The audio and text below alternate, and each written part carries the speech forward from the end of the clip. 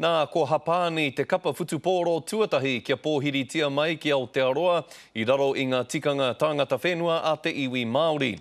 I te tapawhā o Aotea I Tāmaki Makaurau I te rānei, ngā iwi mana whenua o Tāmaki me te kapa haka o ngā taua moana o Aotearoa e pōhiri ana I te kapa o Hapani. Koina I te reo pōwhiri a te Māori ki te kapa whutupōro o Hapani. I te rānei karapine atu ai te tini me te mano ki te tapawhā o Aotea I Tāmaki Makaurau. A brilliant pōwhiri, local mana whenua are ready to go and the city is absolutely ready to rock.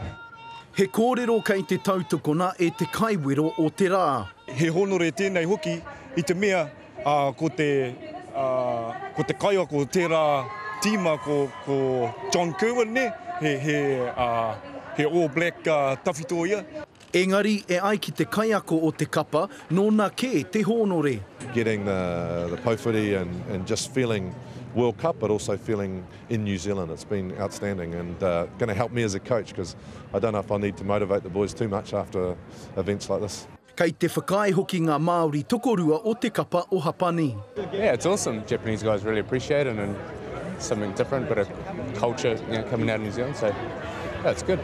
It's nice to be welcomed with a bit of Maori culture, a bit of New Zealand culture, and it's really enjoyable for the boys to see that side of New Zealand. Ka parei tonu aha ko he aha te tīma, he Māori rawa, ka tū ake rawa I te papatākaro ki te parei whutupōro ai. E ono ngā kapa whutupōro kua tai mai ki Aotearoa, koinei te tuatahi o ngā kapa te kaumaiwa ka pōwhiritia. E oi anō koinei te kapa o Hapani e tango whakāhua ana mō te ipu whutupōro o te ao. That's what makes it all so special, you know.